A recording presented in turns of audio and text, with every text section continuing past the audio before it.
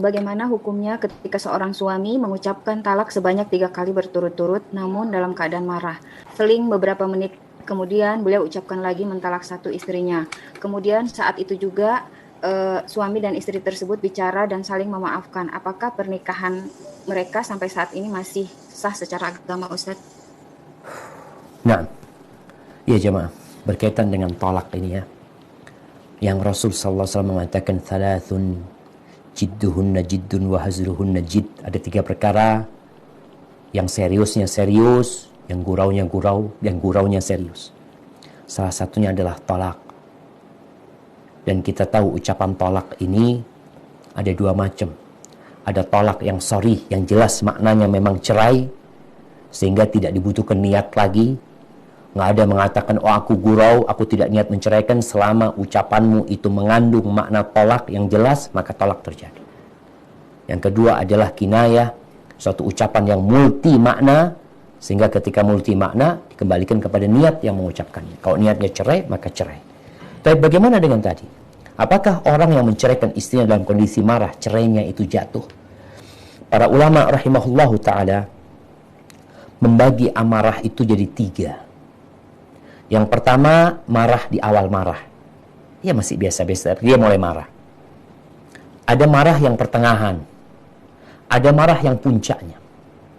Puncaknya ini maksudnya orang marah sehingga dia tidak sadar dengan apa yang dia ucapkan. Tertutup akalnya. Teriak-teriak kadang-kala dia aja. Nggak tahu sudah. Ketika nanti selesai marah, dia dikasih tahu, bang, engkau tadi menceraikan aku. Enggak. Apa aku mengatakan itu? Dia nggak sadar dengan apa yang dia ucapkan. Marah yang seperti ini, cerainya tidak jatuh, tolaknya nggak jatuh, karena dia seperti orang yang tidak sadar. Marah yang di awal, cerainya jatuh. Tinggal marah yang di pertengahan.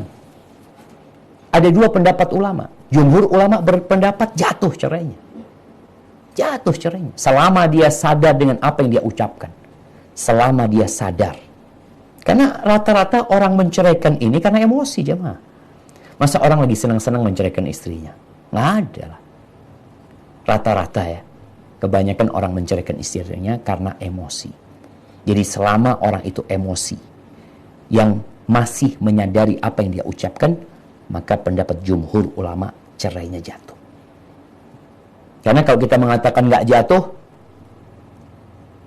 orang itu marahnya tadi beda-beda gitu.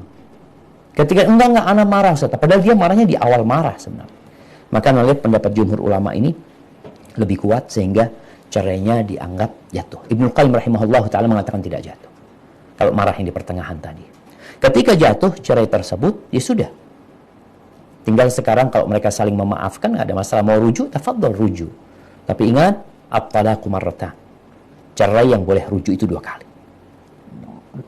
Kalau sudah menceraikan yang ketiga kali, umpamanya dia mengucapkan aku ceraikan engkau 3 kali, atau aku ceraikan engkau, aku ceraikan engkau, aku ceraikan engkau. Pendapat yang lebih kuat, cerainya jatuh 1, bukan jatuh 3.